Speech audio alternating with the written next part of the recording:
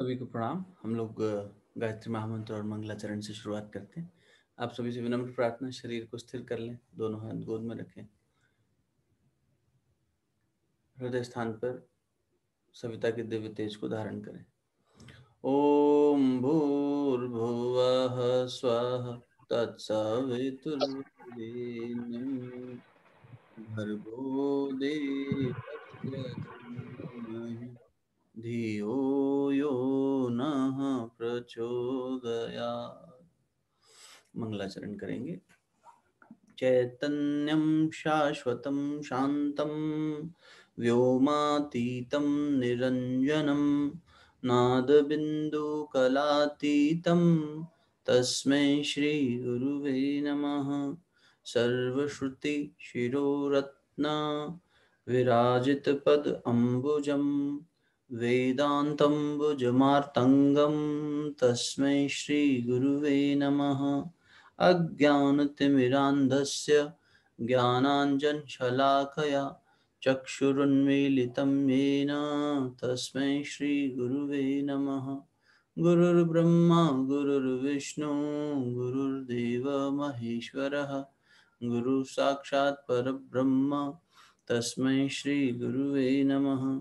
अखण्डमण्डलाकारं व्याप्तं येन चराचरं तत्पदं दर्शितं येन तस्मै श्रीगुरुवे नमः।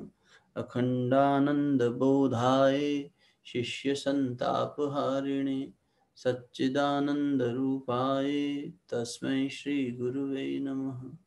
आयातु वरदे देवी त्रयक्षरे ब्रह्मवादिनी गायत्री छन्दसा मातः ब्रह्मयोने नमोऽस्तुते ब्रह्मयोने नमोऽस्तुते ब्रह्मयोने नमोऽस्तुते। दोनों हथेलियों को आपस में मलिए। प्राप्त हुई दिव्यता को मुखमंडल पर अपने हृदय स्थान पर धारण करें। सभी को बहुत बहुत प्रणाम। हम लोग विचार चंद्रोदय ग्रंथ में साक्षी भाव की कलाओं को स्टडी कर रहे हैं। साक्षी भाव, दृष्टा भाव। मैं जो वास्तविक चेतना हूँ वो ये शरीर नहीं है। और शरीर में पहले स्थूल शरीर की गणना हुई कि स्थूल शरीर क्या होता है, कैसे बनता है, और मैं वो नहीं हूँ। इसका लॉजिक हमने समझा पूरे विचार के आधार पर। कहीं से भी कोई ऐसी बात नहीं हो रही कि सिर्फ आस्था और श्रद्धा के आधार पर, पूरे विचार के आधार पर। और जैसे जैसे विचार बढ़ेगा वैसे वैसे श्रद्धा और भक्ति चली जाएगी। देखो, कंपैरिजन तो करना कोई समझदारी नहीं होगी कि ज्ञान, भक्ति और कर्म में कंपैरिजन किया जाए। कभी भी समझदारी नहीं होगी, क्योंकि तीनों ही एक ही मंजिल तक पहुंचा रहे हैं और अलग अलग जाने के रास्ते हैं। बस मजेदार बात यह है कि जितना समझ में अब तक आया है कि तीनों अलग है ही नहीं, तीनों साथ साथ ही चलते हैं। कर्म मनुष्य को करना ही पड़ेगा। इस मनुष्य में योनि में आने का मतलब ये है कि कर्म करना ही पड़ेगा। कोई भी अकर्मा नहीं रह सकता। खाली भी बैठेगा तो कुछ ना कुछ कर रहा है। और कर्म सिर्फ चलने फिरने का नाम नहीं, कुछ काम करने का नाम नहीं। विचार से भी कर्म हो जाते हैं, भावनाओं से भी कर्म हो जाते हैं। अब वही कर्म के पीछे जो भावना है वो भक्ति तो हो गई। उसकी भक्ति में भावना की प्रधानता है। तो भाव भी हमारे जीवन में कभी समाप्त हो गए हो ऐसा नहीं होता। कोई ना कोई भाव बना रहेगा, सकारात्मक सही, नकारात्मक सही, लेकिन बना रहेगा। भाई आदमी ने ज्यादा ज्यादा नेगेटिव विचार छोड़ दिए होंगे करने, नेगेटिव उसको नहीं आते होंगे ख्याल और इस तरह की भावनाएं, लेकिन सकारात्मक तो आती हैं। तो भावनाओं को और विचारों को भी अपने अस्तित्व से अलग नहीं किया जा सकता। ये भी हमारे अस्तित्व का एक बहुमूल्य हिस्सा है।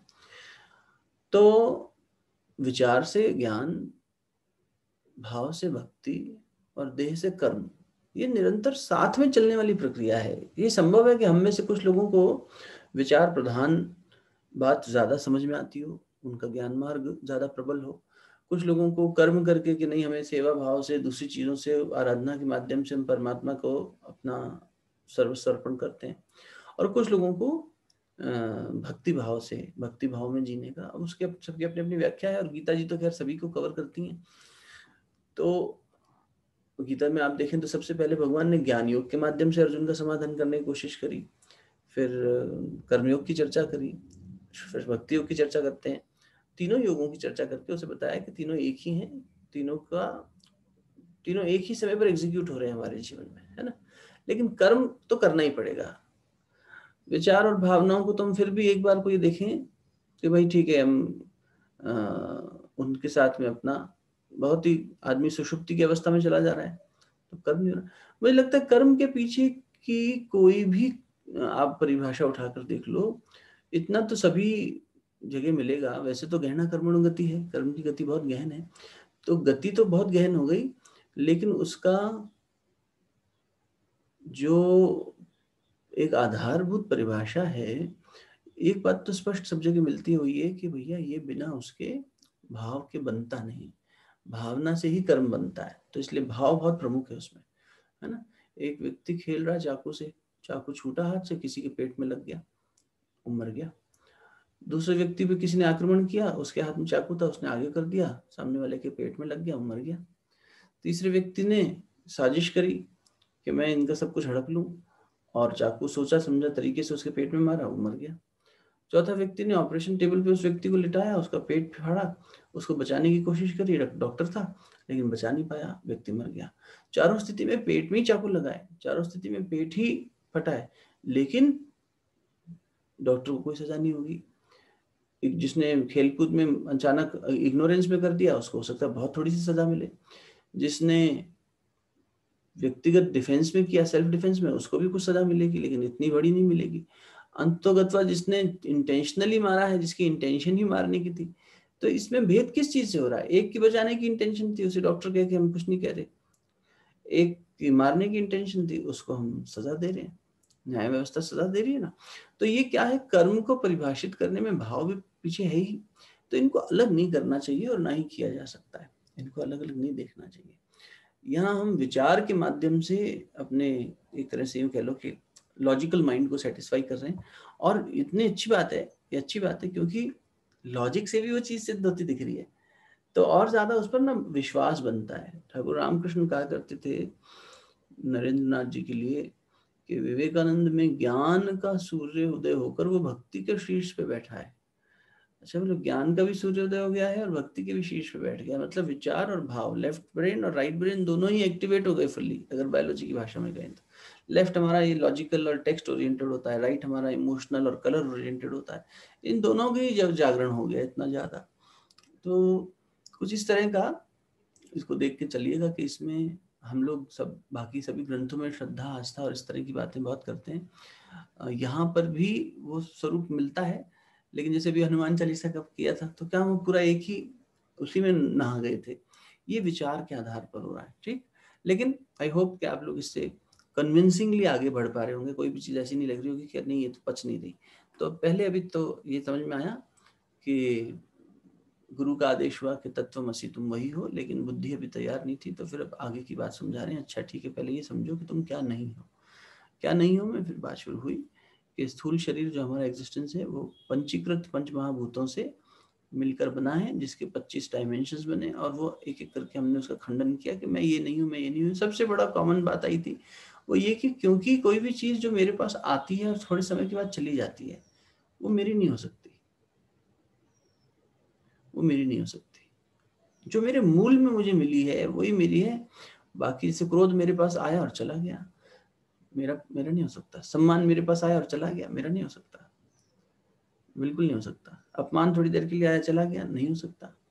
तो इनके साथ खुद को एसोसिएट ही क्यों करना? हम छोटे छोटे मान अपमान के लिए खुद से लड़ते रहते हैं, लोगों से चाहते हैं कि हमारा मान करें, हमारी बात समझें। अपमान हो जाता है तो हमें ठेस लग जाती है, हम उस समय भूल जाते हैं।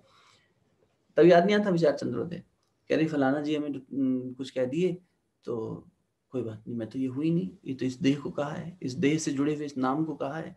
अपमानित तो ये नाम हुआ है, सम्मान तो इस नाम को अपेक्षा है कि सम्मान मिले, मैं तो इससे परे हूँ।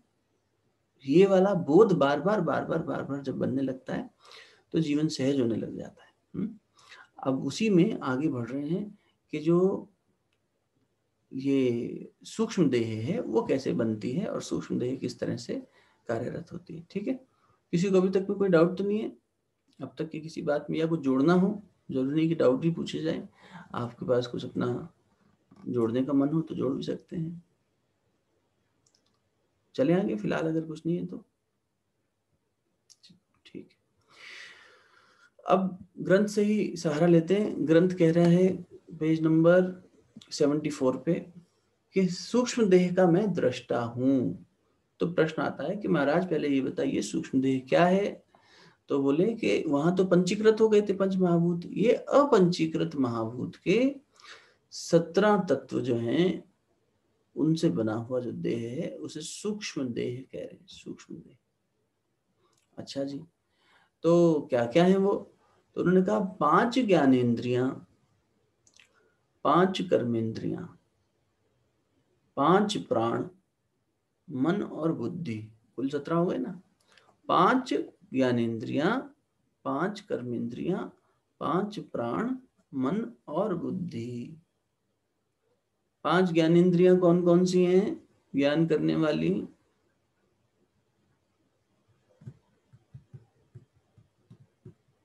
बताइए। भैया आँख, कान, नाक, स्किन, एक और रह रहा है शायद। आंख, कान, कान, जिह्वा टेस्ट के लिए, जीवा, ओके, और स्किन हो गई देखना, सुनना, बोलना, और गंध लेना, स्मेल, हाँ, और स्पर्श, स्किन से स्पर्श हो गया। और मुंह में रस लेने की क्षमता है, तो रस रस लेता है। और कर्मेंद्रियां कौन सी हुई बताओ? 5 कर्मेंद्रियां, कर्म करने वाली 5 इंद्रियों के नाम बताओ। हाथ, पांव, गुदा, वाक, उपस्थ। हाँ फिर से बता, धीरे धीरे एक एक करके, नए साथी हैं आज। हाँ हाथ, पांव, गुदा, हाँ वाक और उपस्थ। हाँ, उपस्थ बने अपनी मूत्र इंद्री कह लो, है ना, यूरिनेशन के लिए। तो यूरिनेशन हो गया, एक्सक्रीशन हो गया, ये 2 कर्म हो गए। अब भोजन करना एक कर्म हुआ, इसलिए मुंह को जो है, जिह्वा को जो है वो ज्ञानेंद्री भी है, कर्मेंद्री भी है ना। वैसे देखा जाए तो ये बोलने का काम कर रही है, वाक, वाक मैंने बोलना, और भोजन कर रहे हैं तो टेस्ट कर रही है, तो टेस्ट कर रही है तो फिर ज्ञान ले रही है, ज्ञान लेना वाला जो नो करता है, नोइंग कि हाँ, जिसमें किसी चीज का जैसे स्पर्श हुआ तो पता चला कि स्पर्श है, गर्म है या ठंडा है। तो ये सब क्या हुआ, ये जानने की जो कर्म करनी है वो ज्ञानेंद्रियां हो गई, जो केवल कर्म कर रही है। जैसे हाथ है, ये कर्म कर रहा है। हमने, आपको याद होगा अधिकतर लोग जो थे उसमें सेशन में, कि जब स्थूल देह का पढ़ा था निर्माण, तो उसमें पढ़ा था ना कि किसके सतोगुण से क्या बन रहा है और किसके तमोगुण से क्या बन रहा है। पेयरिंग करी थी ना, याद है? आकाश के शुद्ध सतोगुण से क्या बना, और उसके बाद उसके तमोगुण, तो एक ज्ञानेंद्री बनी, एक कर्मेंद्री बनी। तो अब 5 जो ये बनी कर्मेंद्रियां और 5 बनी ज्ञानेंद्रियां, 10 सेंसेस हो गए हमारे पास। उसके बाद में उन्होंने कहा 5 प्राण हैं। 5 प्राण के नाम बताओ। देखें, आप लोगों ने उसमें पढ़ा था जब हम लोग संडे का वो कर रहे थे। 5 प्राण कौन कौन से हुए? अपान, अपान, उदान, समान, व्यान, एक और है कोई। और कोई प्रयास करें। अच्छा प्रयास प्रज्ञा, शाबाश। 5 प्राण क्या क्या हुए? भैया एक प्राण रह गया। हाँ तो कौन सा? अच्छा मीन्स प्राण, समान, व्यान, उदान, अपान ना, तो एक खुद ही प्राण है। हाँ, एक खुद ही प्राण है। अच्छा, तो यही कह रही थी कि एक प्राण रह गया। हाँ हाँ ठीक। हाँ जी। प्राण हृदय स्थान पे है, अपान नीचे है, उदान ऊपर ले जाने वाला है, और व्यान नाभि क्षेत्र में है, समान मस्तिष्क क्षेत्र में है। ठीक, 5 प्राण पढ़े थे ना। तो अब ये जो 5 प्राण हुए, 5 ज्ञानेंद्रियां, 5 कर्मेंद्रियां, 15 हो गए। उसके बाद में 2 यहाँ पे ग्रंथकार कह रहे हैं कि वेदांत की दृष्टि से कि ये है मन और बुद्धि। वेदांत यानी उपनिषद, है ना। उपनिषद ने अंतःकरण चतुष्टय कहा। अंतःकरण चतुष्टय जब योग विद्या का अभ्यास करते हैं और पढ़ते हैं तो उसमें मिलता है कि उपनिषद की दृष्टि से भीतर की व्याख्या करें। तो उसमें मन की व्याख्या में आता है कि भैया ये 4 इसके हिस्से हैं, मन, बुद्धि, चित्त और अहंकार। तो कई जगहों पर तो आपको कुछ ग्रंथ और कुछ दार्शनिक लोग जो हैं वो 19 कहेंगे कि सूक्ष्म शरीर 19 का मिलकर बना है।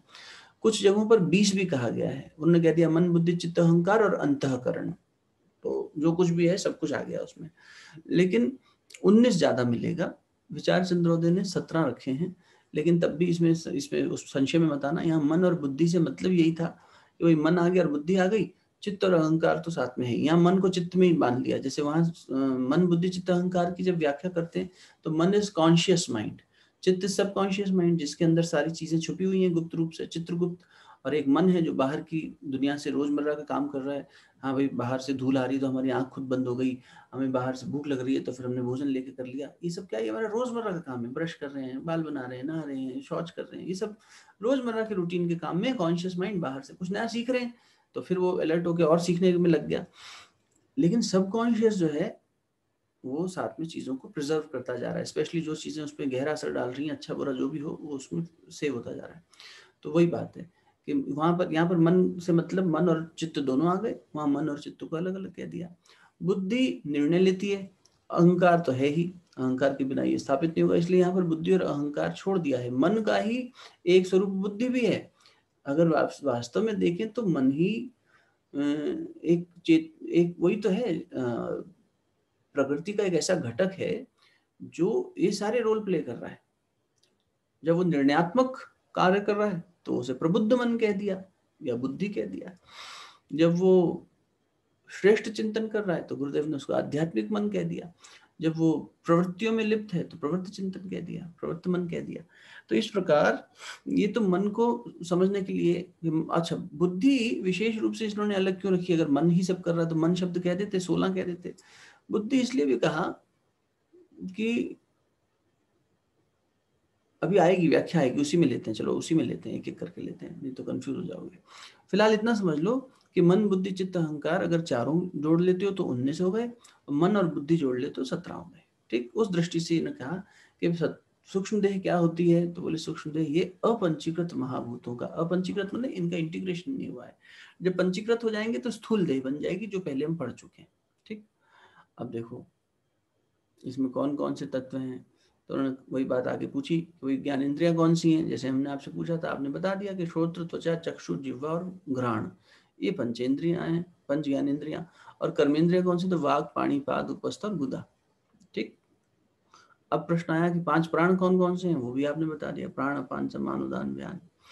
मन क्या है? तो बोल रहे हैं संकल्प और विकल्प करने वाला, जिसमें संकल्प उठते हैं और विकल्प उठते हैं। ये जो वृत्ति उठती है संकल्प की, विकल्प की, ये मन है।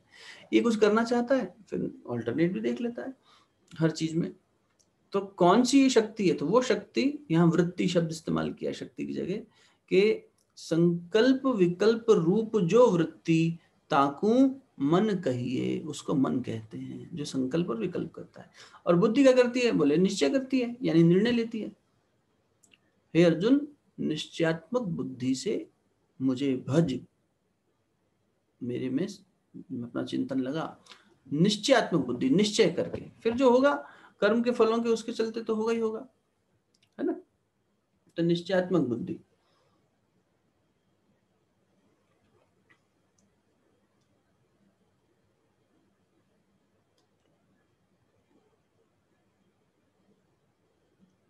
अब आप ये देखिए अगला प्रश्न क्या है कि अपंचीकृत महाभूत जो हैं वो उनको क्या कहते हैं, है ना। तो किसको कहते हैं, किसे कहेंगे अपंचीकृत महाभूत? हमारे मन में कई बार आता है कि अपंचीकृत अपंचीकृत बार बार कर रहे हैं। क्या हुआ, कोई कुछ कहना चाह रहा है कि भैया? म्यूट पे रहो। अब देखो अपंचीकृत महाभूत किस किस को कहेंगे? तो उन्होंने कहा जिन भूतन का पूर्व कहीं रीति से पंचीकरण नहीं हुआ, बात हो गई ना, जिनका पंचीकरण नहीं हुआ, जो अपंचीकृत है उनको अपंचीकृत पंच महाभूत कहते हैं। वो इस सूक्ष्म है, ठीक है। इन्हीं को तन्मात्रा भी कहते हैं। तन्मात्रा शब्द सुनते हो ना कभी कभी। ये तन्मात्रा क्या है? तन्मात्रा का गुरुदेव ने एक जगह कहा बहुत सरल तरीके से कि जैसे जिस चीज को अनुभव करने के लिए स्पर्श को अनुभव करना है, स्पर्श को कौन अनुभव करवाएगा? पंच महाभूतों में। अभी देखो ये आज ये बैठ जाना चाहिए मन में, ये आगे काम आएगा, इसीलिए बार बार याद दिला रहे हैं। स्पर्श किसके माध्यम से अनुभव में आता है? स्किन के त्वचा के माध्यम से। स्मेल जल्दी बताओ। नोज। अरे माता वो तो उसको नोज से तो आएगा लेकिन उसकी वो तो तन्मात्रा तन पूछ रहे हैं ना, किसकी तन, जैसे शब्द आकाश की तन्मात्रा शब्द है, अगर आकाश नहीं होगा तो शब्द सुनाई नहीं देगा, ठीक है। चंद्रमा में आकाश नहीं है इसलिए वहां आवाज नहीं पहुंच पाती एक दूसरे की, दो लोगों की। आकाश तत्व की यहाँ पर उपस्थिति ज्यादा होगी, वहीं पर शब्द ट्रैवल करेगा। अब ऐसे बताओ कि 5 तत्वों में कौन किसके लिए रिस्पॉन्सिबल है? वही तो तन्मात्रा होती है। तो आपने कहा कि अच्छा स्पर्श में तुम लोग त्वचा भूल गए इसलिए उस लाइन पे सोचने लगी प्रज्ञा। स्पर्श में त्वचा नहीं, मेरा मतलब ये था स्पर्श किसकी तन्मात्रा है? वायु की है ना, हवा की वजह से, वायु की वजह से स्पर्श अनुभव में आता है। गंध किसकी है? स्मेल पदार्थ की, भूमि की है ना, ठीक की हो गई। अच्छा और क्या बचा? रस किसका है? पानी। हाँ जल तत्व का हो गया। और बताओ क्या रह गया? 5वां देखना, अग्नि, तेज, है ना, तेज होगा तेजस्विता अग्नि से, ठीक है। चलिए अब यही बात यहाँ आ रही है कि ये जो 5 जो तन्मात्राएं अपन ने अभी डिस्कस करी, गुरुदेव कहते थे जैसे तुम किसी से अनुभव जो करती है, इंद्रिय जब अनुभव करती है किसी विषय का, तो स्पर्श अनुभव हो रहा है वायु तत्व से, तो ये उसकी तन्मात्रा हो गई। ये वही तन्मात्राएं अभी आपने डिस्कस करी, ठीक। तो जुन भूतन का पूर्व कहीं रीति से पंचीकरण नहीं भया होवे, जिनका पहले कभी पंचीकरण नहीं हुआ, जो अभी तक एकदम अलग अलग हैं, they have not integrated with each other, तिन भूतन को अपंचीकृत पंच महाभूत कहते हैं, कहे हैं, ठीक है।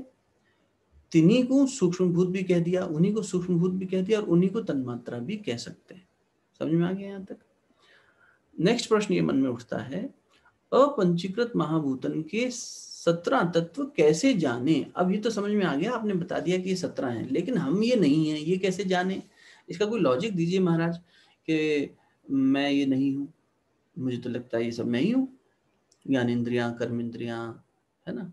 तो उन्होंने कहा अब आगे कि आकाश के सतोगुण का भाग क्या है? श्रोत्र है। और रजोगुण का भाग क्या है? तो वाक है। अब देखो मैं बताता हूँ धीरे धीरे, तुम लोग कंफ्यूज मत होना। जिन लोगों को ये स्पष्ट हो गया, इसलिए इस पे बार बार ठहर रहे हैं कि किसकी तन्मात्रा क्या है, किसका क्या है, जिनको ये स्पष्ट हो गया है उनके लिए सहज हो जाएगा। इसलिए सब लोग स्पष्ट कर लें कि 5 ज्ञानेंद्रियां क्या हैं, 5 कर्मेंद्रियां क्या है, ठीक। ज्ञान करने वाली इंद्रियां 5 बचपन से पढ़ते आए हैं, 5 बेसिक सेंसेस, तो इसलिए दिक्कत नहीं आती। कर्म इंद्रिय में दिमाग लगाना पड़ता है। कर्म इंद्रिय है वाक यानी बोलना, पाणी यानी हाथ, पाणी ग्रहण संस्कार होता है ना विवाह में, और पैर यानी पाद, है ना। उपस्थ हो गया मूत्र विसर्जन इंद्रिय, और गुदा हो गई मल विसर्जन केंद्र, ठीक। इस तरह से 5 हमारे कर्म जो है वो निरंतर करने वाली ये इंद्रियां हैं, ठीक है। अब इन्होंने क्या कहा, 5 ज्ञानेंद्रियां और 5 कर्मेंद्रियां, इनका सम्मिश्रण होगा, इनका कॉम्बिनेशन बनेगा। जैसे सबसे पहले आकाश बना था, इसलिए आकाश से शुरुआत होगी। मैं सूक्ष्मतम जो है ना वहीं से शुरू करेंगे, फिर होते होते होते होते स्थूल पे आएंगे, फिजिकल पे आएंगे, तो इसलिए आकाश से शुरू कर रहे हैं कि आकाश का, अब ये क्या है, प्रकृति के घटक हैं। कौन? आकाश, वायु, अग्नि, जल, पृथ्वी। प्रकृति में 3 घटक जरूर मिलेंगे, सत, रज और तम, 3 गुण है ना प्रकृति के, सत, रज, तम। ये सबको पता है, किसी को डाउट नहीं है इसमें। पुरुष और प्रकृति, सांख्य योग ले लो कपिल मुनि का, उपनिषद है, दर्शन है। ये पूरा संसार, ये पूरी सृष्टि, ये पृथ्वी लोक और अन्य जितने भी स्थान हैं, पूरा ब्रह्मांड 2 चीजों से मिलकर बना है। गीता का दूसरा अध्याय है, अर्जुन, पुरुष और प्रकृति के सम्मिश्रण से सब बना है। पुरुष पहले ही व्याख्या हो गई है, इसी ग्रंथ के सबसे पहली डेफिनेशन में पुरुष शब्द की व्याख्या हुई थी, याद है? पुरुष कौन? बताओ, कोई जल्दी से बताओ, अनम्यूट करो, फटाक से बता दो, अब तक तो हो जाना चाहिए। सुन लेता, जल्दी बता, पुरुष कौन?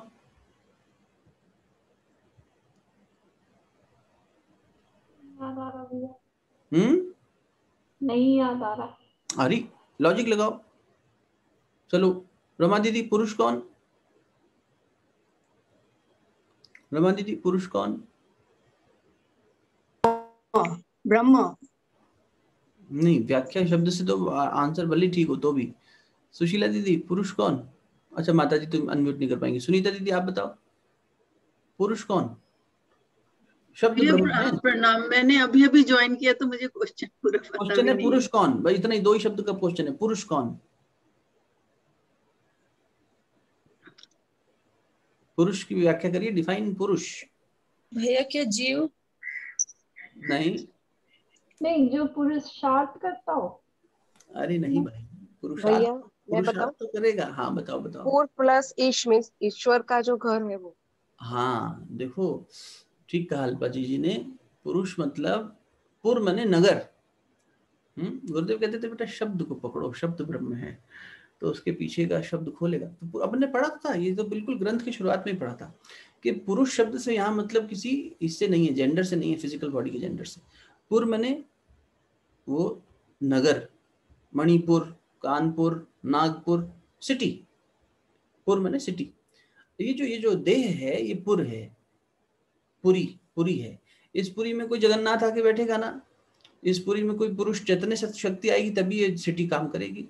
ये जो जड़ सिटी थी, इसमें लोग बसेंगे तभी तो जाके काम में हलचल में आएगी। ऐसे यहाँ पे ये एक सबकी अलग अलग, तो हम सब अपने अपनी सिटी के राजा हैं। तो इसका राजा कौन? वो पुरुष, वो पुर, वो ईश। तो ईश जब पुर में आके रहने लगा, ईश जब पुर में आके रहने लगा तो क्या बन गया? पुरुष बन गया। यहाँ पुरुष का मतलब इससे नहीं है। तो जब भी पुरुष शब्द कहा जाता है तो उस चैतन्य सत्ता के लिए, तो आंसर तो ठीक है कि ब्रह्म को पुरुष कहते हैं, लेकिन पुरुष शब्द ही क्यों कहा, कुछ और कह देते। ये इसलिए कहा क्योंकि उसकी व्युत्पत्ति उसी से है। अच्छा दूसरा देखो, बोलचाल में हम लोग जब जेंडर का डिफरेंशिएशन करते हैं तब स्त्री और पुरुष करते हैं। इसलिए जब ये सब पढ़ाई होती है तो उसमें पहले क्लियर कर देते हैं कि इन शब्दों से वो मत हो जाना कंफ्यूज। स्त्री शब्द जो बना है वो स्त्रय शब्द से बना है, स्त्रय। एक पुरुष में स्त्रैत्व हो सकता है, एक, अब देह की बात कर रहा हूं मैं, जेंडर की बात कर रहा हूं, एक पुरुष शरीर में, एक मेल में, मेल जेंडर में, ऐसा कह देते हैं, एक मेल जेंडर में स्त्रैत्व हो सकता है। स्त्रैत्व गीता जी में आया था अभी 8वें अध्याय में। और एक स्त्री की देह में पुरुषत्व हो सकता है, बिल्कुल हो सकता है। वैसे भी देखें बायोलॉजिकली तो दोनों तरह के हार्मोन्स दोनों शरीर में पाए जाते हैं, ठीक है ना। लेकिन जब भी अपन पुरुष शब्द कहेंगे इस ज्ञान चर्चा में तो वहां पर यही बात आएगी, पुरुष मतलब उस ब्रह्म चैतन्य की बात कर रहे हैं, ठीक है। अब देखो ये प्रश्न क्यों उठा, आपसे निवेदन ये कर रहे थे कि आकाश तत्व जो है, प्रकृति जो है, उसके जो 5 घटक हैं, पंच तत्व हैं, उन पंच तत्वों में सबसे पहले आकाश, और ये सब सतोगुण, तमोगुण और रजोगुण, इन तीनों से मिलके बने। प्रकृति जड़ है, जड़ है मतलब उसका खुद का कोई अस्तित्व नहीं है। मन मन मन चैतन्य है कि जड़ है? मन चैतन्य है कि जड़ है? चैतन्य। ठीक है, प्रमाणित करें। चलता रहता है इसलिए बोल दिया मैंने। अरे यहाँ तो ज्ञान चर्चा हो रही है भैया, यहाँ तो वाद विवाद है, जैसे शास्त्रार्थ होता था ना, तो जो बोलोगे उसको वकालत करनी पड़ेगी अपने पक्ष की। क्यों कर, क्या आपको क्यों लगता है? आपने बताया कि हमें इसलिए लगता है भैया कि हमारा ये चलता रहता है। और कोई बताएं क्यों लगता है आपको, और क्या लगता है? पहले तो मन जड़ है कि चैतन्य है, विद लॉजिक। हाँ रमा दीदी। मन जड़ है क्योंकि वो प्रकृति से बने हैं, प्रकृति का। साबित करें कि प्रकृति से बना है, पक्ष रखें अपना।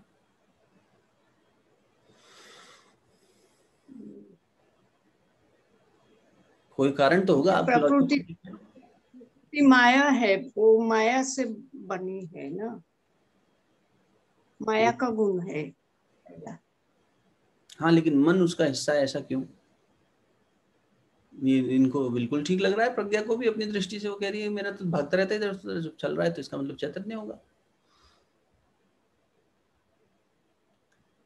तो इसकी तर्क को अपने तर्क से काटिए, बढ़िया। और भी सोचिए बाकी लोग। जागृति दीदी, मन मन जड़ है कि मन प्रकृति से जुड़ा हुआ है, क्योंकि प्रकृति जैसे चंद्र की कलाएं बढ़ती करती है, तो मन के भी भाव जो है बढ़ते घटते हैं, कभी उन्माद आता है, कभी शांत होता है। तो प्रकृति में जो प्रवाह चलता है उस हिसाब से मन का आचरण विचरण होता है, ऐसा मुझे लगता है। इसीलिए मन प्रकृति से जुड़ा हुआ है। जुड़ा हुआ तो है, बात संभलते संभलते फिर दूसरी जगह भी चली गई। जुड़ा हुआ तो है, जुड़ा हुआ तो चेतना से भी है, परमात्मा चेतना से, तो चैतन्य से भी जुड़ा हुआ है, फिर चैतन्य का हिस्सा क्यों नहीं है? जुड़ा हुआ प्रकृति से भी है, जुड़ा हुआ चेतना से भी है। लेकिन आप ये कह रहे हैं कि प्रकृति के साथ में उसकी गतिविधियां बढ़ती घटती हैं, जैसे आपने चंद्रमा से जुड़ के कहा। चैतन्य से भी जुड़ा हुआ है, परम चैतन्य से, और उसके आधार पर भी घटता बढ़ता रहता है। कभी भक्ति बहुत ज्यादा जाग रही है, कभी बहुत ज्यादा सेवा भाव जाग रहा है, ये वहां भी फ्लक्चुएशन दिखा रहा है और वहां भी जुड़ाव दिखा रहा है। तो क्यों इसको हम इस तरफ रखें? कोई एक ठोस मजबूत एविडेंस दीजिए, और कोई प्रयास करो जल्दी फटाफट। हाँ हाँ कहिए जिसको कहना है। काल्पनिक है प्रकृति, उसमें से जो भी आया वो काल्पनिक ही होगा। बहुत सुंदर बात बैठती है। प्रज्ञा, तुझे लगता है क्या दीदी की बात में कोई दम है, या तू अभी भी मानती है कि मन जो है वो, प्रज्ञा ने कहा था ना? भैया मैं बस इस पॉइंट ऑफ व्यू से भी सोच पा रही हूँ कि मन में हलचल तब भी उत्पन्न होगी जब चैतन्यता होगी। हमारा जो शरीर है वो मन, बुद्धि, चित्त, अहंकार, जिन सब चीजें मिलकर बना है। आई डोंट नो मैं सही जा रही हूँ या नहीं, तो मे भी जब चैतन्यता आ रही है तभी वो चीजें वर्क कर पा रही है, अदरवाइज वो जड़ है। हाँ सही पकड़ लिया कि मन चल तो रहा है पर स्वचालित नहीं है। इसे चलाने के लिए, इसे प्रकाशित करने के लिए, वेदांत की भाषा में कहते हैं प्रकाशित। शरीर की इंद्रियों को मन प्रकाशित कर रहा है, लेकिन मन के पास भी खुद का प्रकाश नहीं है। जैसे चंद्रमा के पास खुद का प्रकाश नहीं है, वो सूर्य का प्रकाश लेके दे रहा है। तो हमें लग तो रहा है कि चंद्रमा प्रकाशित है, बच्चे को थोड़ी पता है। बच्चा का चंद्रमा का अपना प्रकाश है। जब वो समझ लाएगा इस विज्ञान को कि नहीं तो सूर्य का लिया हुआ उधार को प्रकाश है, अच्छी बात है कि दे रहा है, लेकिन है खुद का नहीं इसके पास। ऐसे ही मन को समझो, ये देह, ये इसमें इंद्रियां हैं, पंच इंद्रियां हैं और पंच कर्म इंद्रियां और ज्ञान इंद्रियां, ये खुद से नहीं चल सकती, जड़ हैं। मन होता है तभी खाते हैं, मन होता है तभी देखते हैं, मन होता है तभी सुनते हैं। मन नहीं है तो नहीं है। जहाँ मन खत्म इंद्रियां खत्म। इसीलिए सारी उपासना साधना इसी के ऊपर है कि भैया अस्वाद का उपवास करो, मन को मारो, मन खत्म होगा, इधर इंद्री खत्म हो जाएगी। सरल सा है। जिसको तुम्हें कर्म करना है, जहाँ पे इन्वॉल्व करोगे मन को, जिस इंद्री में, मन की खूबसूरती है, इसकी बनावट ही ऐसी है कि ये जिस इंद्री के पीछे लग जाता है बाकी इंद्रियों से को खींच लेता है। आप बहुत अच्छा कुछ पढ़ रहे हो, आपके आगे से 2-4 लोग निकल जाए, आपको पता ही नहीं चलेगा।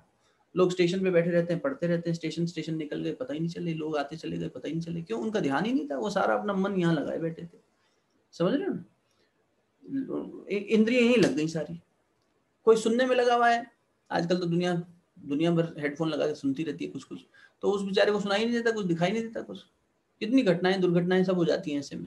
बच्चे देखते हैं कि वो रेल की पटरी पे चलते जा रहे हैं, कितनी घटनाएं सुनने में आती हैं कि वो कान पे हेडफोन लगाए, याद ही नहीं है, ध्यान ही नहीं है कहीं और, एक जगह मन पूरी तरह केंद्रित हो गया। शक्ति है मन की, है ना? घटना चाहे आउटकम जो भी दे रही हो, इसी तरह ध्यान में भी जब हम अपने मन को एक दिशा में लगा देते हैं तो कौन लगा रहा है? मन जो है स्व प्रकाशित नहीं हो रहा, स्वचालित नहीं हो रहा, इसे प्रकाशित कर रही है आत्मा। जब तक आत्मा इसे प्रकाशित नहीं करेगी, यानी चैतन्य जब तक नहीं उपस्थित होगा, तब तक मन चल नहीं सकता। इसके अंदर सब कुछ उपलब्ध है। जैसे बहुत ज्यादा वैज्ञानिक दृष्टि से एक बात कहें तो विज्ञान ये कह रहा है, आजकल नई भाषा आई है, एपिजेनेटिक्स नाम की एक शाखा आ गई है पूरी। वो ये कह रही है कि हर सेल के पास जेनेटिक कोड है। हमारी अल्पा दीदी डॉक्टर हैं और भी 1-2 लोग डॉक्टर हैं यहाँ पे। हर जेनेटिक कोड, सेल के पास जेनेटिक कोड है। पहले ये मान लेते थे कि जो डीएनए है वही तय कर रहा है कि हमारी बनावट क्या होगी, सब कुछ क्या होगा। तो हमारे ऋषियों की वो कथन कि भैया मनुष्य अपने भाग्य का निर्माता है, नियंत्रण करता है, स्वामी है, ये तो गलत साबित हो गया। अगर मेरे डीएनए से ही सब कुछ होना है, तो माताजी पिताजी के क्रोमोसोम ने ही सब तय करना है, तो फिर सब कुछ वही हो गया। फिर मेरे को करना ही नहीं, मैं तो अपनी परिस्थितियों का दास हूँ। भाई मेरे डीएनए में ऐसा था, मैं क्या करूँ? मेरे में बुरी आदत है, अच्छी आदत है, जो कुछ भी ये डीएनए से मिली है भैया, तो मैं उनको ब्लेम भी करता रहूंगा और इसको ऐसे ही बनाए रखूंगा। लेकिन मनोविज्ञान कुछ और बात कह रहा है और अध्यात्म विज्ञान तो और ऊंची बात कह रहा है। क्या वो आवाज नहीं आ रही? रोशनी आवाज आ रही है क्या? भैया अब आई बीच में। अच्छा, तो मैं ये कह रहा था कि ये जो हमारे ऋषियों का कथन है यहाँ बंद हुआ था। अच्छा, यही बंद हुआ था। तो मैं ये कह रहा था उसके बाद क्रोमोसोम्स, हम अगर ऋषियों की बात फिर गलत साबित हो गई, और हमारे इस दृष्टि से तो ये हुआ कि मेरे को जो क्रोमोसोम्स में मिला अपने माताजी पिताजी से, वही मेरा जीवन का अस्तित्व है। तो ये कर्मफल कहाँ चले गए, अध्यात्म विज्ञान की बात। ये मनोविज्ञान कहाँ चला गया कि नहीं अपने मन में इम्प्रिंट्स हैं, ये हैं वो हैं, ये सारी बातें कहाँ चली गई। तो इसीलिए अब विज्ञान भी इस बात को मान रहा है। बहुत रिसेंट 10 साल पहले की डिस्कवरी है एपिजेनेटिक्स। वो क्या कह रहे हैं कि एक सेल के अंदर जेनेटिक कोड डीएनए तो है, लेकिन इसको पता नहीं है कि करना क्या है। इसके पास इंफॉर्मेशन तो है, पर उसका करें क्या, ये इसको बोध नहीं है। ये बोध इसे कराने के लिए पूरा एक कम्युनिकेशन सिस्टम है, एक मैसेजिंग सिस्टम है। वो मैसेज लेके आता है, उस आधार पर कोड खुलता है, और फिर सेल को पता लगता है कि मुझे आंखों का सेल बनना है, बाल बनाने हैं, कुछ और बनाना है, स्किन बनानी है, हार्ट का सेल बनना है। ये कौन तय कर रहा है? बोले वो मैसेंजर आता है साहब, वो बताता है। आप वो मैसेंजर के उस पर तक नहीं पहुंच पाए अभी। इस शक्ति को ही परमात्मा चेतना कह रहे हैं। आप सोच कर देखो, एक पल के लिए कल्पना करो, 2 सेल ही तो मिले, 2 सेल का ही तो एक जाइगोट बना, और फिर मल्टीप्लिकेशन और माइटोसिस हुआ, और उसके बाद वो स्पर्म और एग मिलके जाइगोट बन गए। एक ऐसा स्ट्रक्चर बन गया छोटा सा, और इतना बड़ा मैं दिखा रहा हूँ, इतना कुछ होता नहीं। पहले मंथ में तो एक तिल के दाने से भी छोटा साइज होता है। अब इतने छोटे जाइगोट में कौन जाके कह रहा है कि तुम किडनी बनाओ, तुम हार्ट बनाओ, तुम लंग्स बनाओ, तुम ब्रेन बनाओ, और एक एक को बता रहा है, और उसके बाद उसका मल्टीप्लिकेशन की योजना बना रहा है। ये माँ को पता भी होता है क्या कि शरीर में क्या परिवर्तन हो रहा है? वो बेचारी तो अपने उबकाइयों से और चक्कर से और इसी सब में पड़ी रह जाती है, उसे पता ही नहीं रहता।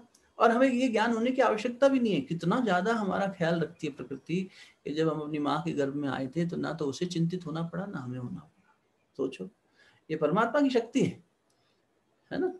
तो अब ये विज्ञान भी कह रहा है कि बाहर से आके संदेश आ रहा है। ये संदेश कौन ला रहा है अभी नहीं पता, और गड़बड़ी हो जाती है संदेश में हमारे विचारों से, भावनाओं से। ये समझ में आ गया है कि ये संदेश गड़बड़ भी हो सकता है, मिस इन्फॉर्मेशन जा सकती है, जहां जो इन्फॉर्मेशन नहीं जानी चाहिए वहां चली जाए। यही गड़बड़ हो गई तो फिर गलत काम हो जाएगा जिस बॉडी से। इसलिए कुछ बच्चों की बॉडी पार्ट्स बचपन में जन्म लेने पर कमी रह जाती है, उनका विकास नहीं हो पाता पूरी तरीके से। तो जब जन्म लेते हैं हाथ पांव छोटे होते हैं, ट्रंकेटेड होते हैं, इस तरह के होते हैं। तो ये क्या हो गया, ये पुअर लाइफस्टाइल हो गई, और वहां पे कंफ्यूजन क्रिएट हो गया, इनर एनवायरनमेंट खराब हो गया। ये सब मन, लेकिन मन स्वचालित नहीं हो रहा। मन चलेगा तभी जब आत्मा की उपस्थिति होगी, उसकी खुद की कोई सत्ता नहीं है। इस दृष्टि से एक कि मन प्रकृति का हिस्सा है, प्रकृति जड़ है, इसलिए मन भी जड़ है। दूसरा प्रमाण ये मिलता है जो कपिल मुनि ने सांख्य योग में दिया कि भैया प्रकृति में जो भी चीज, इन 3 गुणों, जिनमें ये 3 गुण हैं, वो सब प्रकृति का हिस्सा है। क्या? सतोगुण, तमोगुण, रजोगुण। ये 3 जिसमें है वो प्रकृति का हिस्सा है। इसके पर अतिरिक्त सब पुरुष हैं। तो भैया फिर अब तो कुछ बचा ही नहीं। जैसे हमने जब ये विचार चंद्रोदय पढ़ा तो हमें कुछ टर्म्स समझ में आई। क्या? कि ब्रह्म है और उसके बाद प्रकृति है, प्रकृति कल्पित है, दोनों का आपस में तादात्म्य है, कॉम्बिनेशन है। दूसरी बात ये पढ़ी कि ब्रह्म और प्रकृति में एक कल्पित संबंध है, काल्पनिक संबंध है। तीसरी बात ये समझ में आई कि प्रकृति के 3 हिस्से कर दिए, फिर उन्होंने माया, अविद्या और प्रकृति, 3 हिस्से कर दिए। तो ब्रह्म और माया जब मिले तो जो उत्पन्न हुआ शुद्ध सतोगुणी एकदम प्योर, जिसमें सिर्फ सतोगुण ही सतोगुण था, वो ईश बन गया, ईश्वर। और जब सतोगुण, तमोगुण, रजोगुण तीनों मिले तो मलिन सतोगुणी हो गया। शुद्ध सतोगुणी था, ये मलिन यानी मैल आ गया। किसका मैल आ गया? तमोगुण और रजोगुण का। तो जीव बना। तो हमारे अंदर वो मैल है ना, तो ये प्रकृति का हिस्सा है, ये मैल प्रकृति से आया। इसको छोड़ दें, इसका आभास खत्म कर दें, तो हम फिर वही चैतन्य स्वरूप हो जाएंगे, वही बचेगा शेष। तो जिसमें भी सतोगुण, तमोगुण, रजोगुण है वो जड़ है, वो प्रकृति का हिस्सा है। देयरफॉर मन इज इक्वल्स टू, मन भी इसी कैटेगरी में आएगा, मन जड़ है। इस 2 लॉजिक से ये समझ में आता है कि मन की अपनी कोई सत्ता नहीं है। यहां तक स्पष्ट हो गया? किसी प्रकार का प्रश्न या कंफ्यूजन हो तो अभी क्लियर कर लो, क्योंकि अब इनके कॉम्बिनेशंस बनेंगे। अब देखो, 5 तत्व हैं, 5 तत्व प्रकृति का हिस्सा है। आकाश, वायु, तेज, जल, पृथ्वी, 5 प्रकृति का हिस्सा है। उसी से शरीर भी बना है। यहाँ तक तो बिल्कुल सिंपल है, प्रमाणित हो गया हर दृष्टि से, वेदांत की दृष्टि से भी, अध्यात्म की दृष्टि से भी, बायोलॉजी की दृष्टि से भी, सब दृष्टि से हो गया। अब देखो, आकाश से शुरू करते हैं। अब हर एक का सतोगुण भी है प्योर फॉर्म, और हर एक का रजोगुण भी है। इनसे ये सब कॉम्बिनेशंस बने। जैसे वहां आधी रोटी मैंने रख ली और 4 हिस्से बांट दिए, वैसा था ना स्थूल शरीर में, ऐसा यहाँ भी होगा। जिन लोगों को वो नहीं पता वो बेचारे कंफ्यूज हो रहे होंगे, रोटी कहाँ से बीच में ले आए सुबह सुबह वो पढ़ना पीछे, फिर पीछे वाले लेक्चर सुनना। आकाश जो है उसका सतोगुण का जो भाग है, आकाश की तन्मात्रा क्या है? शब्द। तो आकाश का सतोगुण सुनने में मदद करेगा, और इसका एक ज्ञानेंद्रिय एक कर्मेंद्रिय कॉम्बिनेशन बना रहे हैं, जोड़ा बना रहे हैं, मैचिंग। तो इसके साथ में कौन सी कर्मेंद्रिय जोड़ दें बताओ सुनने के साथ में? बोलना। हाँ बहुत सुंदर, सुनने के साथ में बोलना। तो सुनना हो गई ज्ञानेंद्रिय, बोलना हो गई कर्मेंद्रिय। ये बनी आकाश के सतोगुण से, आकाश के सतोगुण से, आकाश के सतोगुण से, आकाश के रजोगुण से बोलना, आकाश के रजोगुण से बोलना। ठीक है, समझ में आ रहा है? श्रोत्र सुनेगा, वाक बोलेगा। श्रोत्र ज्ञानेंद्रिय है, ये कर्मेंद्रिय है। दोनों के पीछे कार्य करने वाली सत्ता आकाश है। जो लोग आप में से हीलिंग वगैरह में इंटरेस्ट रखते हैं, दूसरों को हीलिंग के माध्यम से मदद करना चाहते हैं, इस ज्ञान को जानने के बाद आपको मदद मिल जाए। अगर आप इस तरह से कोरिलेट करो कि देखो आप कोई बच्चा आता है, अब जैसे हकलाने की प्रॉब्लम हो गई और चीजें हो गई, आकाश तत्व की वो है वीकनेस, आकाश तत्व को ऑल्टर करना है, विशुद्धि चक्र को ध्यान देना है। वैसे भी देखो चक्रों के माध्यम से तो भी विशुद्धि चक्र ये बैठा आकाश तत्व। तो यहीं से ENT तीनों ठीक होते हैं, ear nose throat. ENT department ये है, योग के हिसाब से ठीक करना हो तो यहाँ आकाश तत्व, ठीक है ना। तो वो कर्मेंद्रिय और यानी बोलना, और सुनने की बीमारी हो किसी को तो वो भी ठीक हो जाती है। ठीक, इसीलिए जब हम कुछ लोगों को मोशन सिकनेस होती है या झूला झूलने के बाद में चक्कर आते हैं, वो क्यों? क्योंकि कान का दूसरा फंक्शन वेस्टिबुलर है, बैलेंसिंग करना, वेस्टिबुलर। ऑडिटरी सुनना, वेस्टिबुलर बैलेंस। तो जब वो बैलेंस कर रहा है तो यहाँ पर आकाश इम्बैलेंस हो गया, सारा आकाश डोलता हुआ नजर आता है।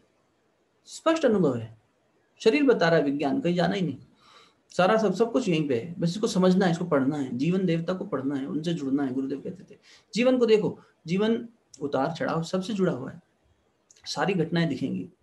मन भागेगा वासनाओं के पीछे, भागेगा भगवान के पीछे, बीच में गिरेगा, उठेगा, थकेगा, सब यहीं देख लो, इसी पाठशाला में। किसकी? जीवन की पाठशाला में। गुरुदेव ने इसलिए इतनी बड़ी बात कही कि जीवन से बड़ा क्या देवता होगा बेटा? प्रत्यक्ष देवता दिख रहा है, ये सूर्य दिख रहा है, प्रत्यक्ष देवता है कि जीवन है तुम्हारा प्रत्यक्ष देवता। करो इनकी उपासना साधना, जोड़ो दोनों को आपस में, है ना। अब एक एक करके लेते हैं। देखो आकाश समझ में आ गया, अब वायु पे आओ। वायु से अभी थोड़ी देर पहले आपने कहा कि स्पर्श जो होता है, टच जो होता है हमें, वो वायु से पता लगता है। तो वायु का सतोगुण त्वचा हो गया। त्वचा इसलिए हो गया क्योंकि अब हम बता रहे हैं कि कौन सी ज्ञानेंद्रिय बनी, तो वायु के सतोगुण से त्वचा बनी। वायु के रजोगुण से क्या बनेगा बताओ? अब वो जो कर्मेंद्रियां हैं वो बताओ, कौन सी कर्मेंद्रिय बनेगी बची हुई?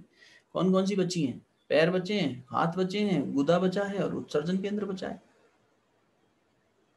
बताइए, 4 ही बचे। अब इसमें वायु किसके साथ जुड़ेगा? वायु के हाथ के साथ भैया। मात्रा याद रखना, स्पर्श। हाँ बेटा,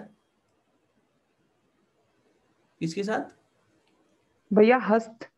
हाँ, हस्त। हाथ के साथ जुड़ेगा। ठीक, हाथ। ठीक पकड़ा है ना। हाथ, हाथ वायु के रजोगुण से हाथ। क्यों? क्योंकि पैर क्यों नहीं? हाँ बता रहे क्यों नहीं। त्वचा की जो इंद्री है वो क्या स्पर्श को ग्रहण करती है, स्पर्श को ग्रहण करती है। स्पर्श को ग्रहण करते हो आप, राइट। स्पर्श को ग्रहण किया त्वचा ने, तो हाथ भी तो इसी बात का निर्वहन करते हैं। यही लॉजिक दिया है। त्वचा इंद्रिय स्पर्श को ग्रहण करे है, हस्त इंद्रिय तिसका निर्वाह करे है। हाथ जो है उसका निर्वाहन करता है। कहीं तुम्हें ठंडक लगती है, तुम ऐसे ऐसे हाथ से रब कर लेते हो, तुरंत हाथ एक्शन में आ जाता है। नींद आ रही है, तुरंत ऐसे ये क्या कर रहे हैं बार बार, ये क्या हो रहा है? ये स्पर्श से हाथ जो है हमारे, ये ग्रहण करने का काम कर रहे हैं। जैसे त्वचा ग्रहण कर रही है, रिसीव कर रही है स्पर्श को, हाथ ही। आंख बंद कर दें आपकी और आपके हाथ में कहें हाँ भैया तुम्हारे हाथ में कुछ रखेंगे प्रज्ञा, बताना क्या है, तो तुम स्पर्श से बता दोगे अरे ये बर्फ है, ठंडा है, ये लड्डू है। अच्छा चलो गर्म सर्द तो पता लग जाएगा शरीर में कहीं भी, लेकिन ऐसा अरे भैया कुछ गोल गोल रखे, लड्डू लग रहा है, पैर पे रखेंगे नहीं समझ में आएगा जल्दी से, पैर ग्रहण भी नहीं कर पाएगा। तो इसलिए ग्रहण करने की जो क्षमता है वो हाथों में ज्यादा है, तो कर्मेंद्री हाथ हो गई, ठीक है। और इसलिए दोनों की मित्रता है, किसकी? त्वचा की, ये ज्ञानेंद्रिय और कर्मेंद्रिय त्वचा की और हाथ की मित्रता है। त्वचा में कुछ खुजली होगी फटाफट हाथ जाएगा, पैर थोड़ी जाएगा। त्वचा में कुछ होगा ये हाथ तुरंत चला जाएगा कार में। अब इसी तरह तुम पैर की देख लो तो तुम्हें समझ में आ जाएगा कॉम्बिनेशन दोनों का। जो तीसरा आया आकाश, फिर वायु, अब क्या आएगा जल्दी बताओ, समय जा रहा है। तीसरी तत्व बताओ जो इसके बाद आना चाहिए सीक्वेंस में। Good morning. गंध। अरे भैया तत्व पूछ रहे हैं, प्रश्न सुनो। अग्नि। अग्नि। अग्नि, हाँ अग्नि। अग्नि तत्व का सतोगुण क्या बनाएगा? कौन सी ज्ञानेंद्री बनाएगा? बता चुके अभी थोड़ी देर पहले, आप ही ने बताया। अग्नि तत्व का सतोगुण कौन सी ज्ञानेंद्री बनाएगा? देखना। देखना। देखना। देखना क्या हुआ? तेज। अग्नि माने तेज, अग्नि के तेज से दृष्टि मिलती है। अब कौन सी इसके साथ जोड़ा बनाओ, कौन सी कर्मेंद्री जुड़ेगी? पैर। बिल्कुल ठीक। जिस दिशा में देखेंगे आंखें उसी दिशा में पैर चल जाएंगे।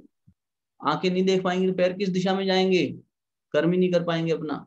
आंख का अंधा बेचारा कहाँ जाएगा? नहीं जा पाएगा। समझ में आ रही है? जोड़ा बैठ गया। अब जैसे त्वचा के साथ हाथ बैठा था, ऐसे आंख के साथ पैर बैठ गए। अब क्या आया अगला? जल तत्व आएगा और पृथ्वी तत्व आएगा। जल तत्व का बताओ, जल तत्व के सतोगुण से कौन सी ज्ञानेंद्री बनेगी? दो ही बची हैं अब।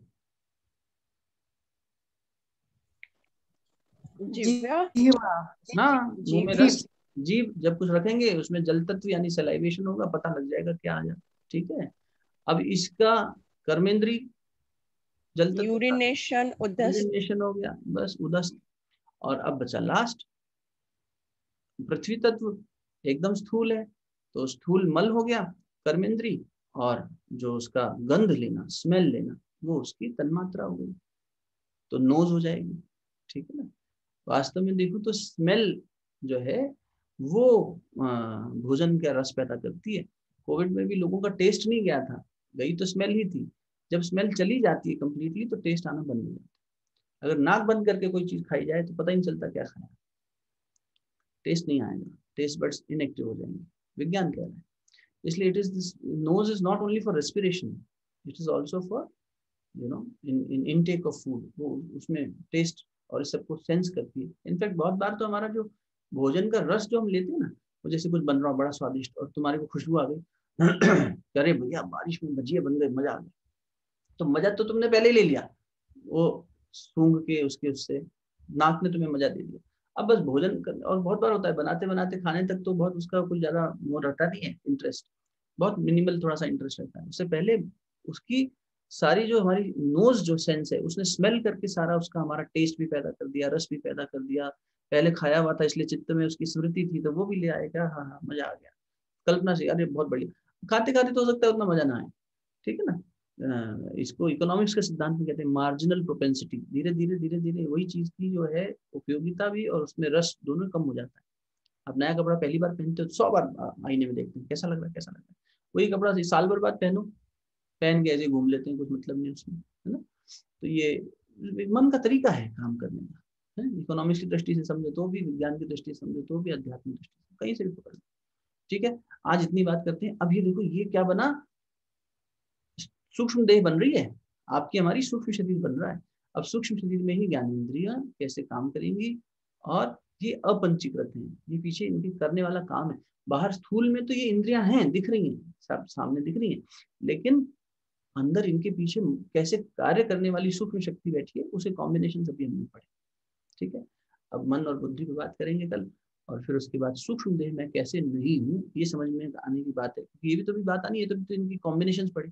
अब मैं ये नहीं हूँ, इसको लॉजिक को बताइए भाई, चलो ये बना दिया आपने, इक्वेशन बता दी, पर ये बताइए पीताम्बर जी, ये बताइए ऋषि महाराज, ये कैसे हम मान लें कि मैं ये नहीं हूँ, मैं इसको देखने वाला दृष्टा हूँ, इसको साबित करिए, लॉजिक से करिए, नहीं तो हम नहीं मानेंगे, ठीक। तो बात कल करेंगे, अभी के लिए शांति पाठ। कोई प्रश्न है क्या? तुरंत कुछ एक आध। मुझे लगता है लगभग सॉर्टेड हो, क्योंकि सबको काफी हद तक समझ में आ रहा था, बता पा रहे थे। कहीं हो किसी का डाउट पूछ लेना पर्सनली या ग्रुप पे, ठीक है। चलो शांति। ओम देव शांति अंतरिक्ष शांति पृथ्वी शांतिरापः शांतिरौषधयः शांति वनस्पतयः शांतिर्विश्वे देवाः शांतिर्ब्रह्म शांति सर्वगं शांति शांतिरेव शांति सामा शांतिरेधि। ओम शांति शांति शांति सर्वारिष्टसु शांतिर्भवतु। दोनों के लिए आपस में मिलिए, को मुखमंडल पर हृदय स्थान पर स्पर्श करें। बहुत बहुत साधुवाद, बहुत बहुत धन्यवाद। फिर मिलते हैं। आज रात को विशेष सत्संग रखा है माँ शारदा मणि का 10 बजे, वापस रिमाइंडर भी डाल देंगे। रात को जो लोग आ सकें वो आ जाए, नहीं तो कल अपन विचार चंद्रोदय को सुबह 6 बजे से फिर आगे बढ़ाएंगे। ठीक है, प्रणाम।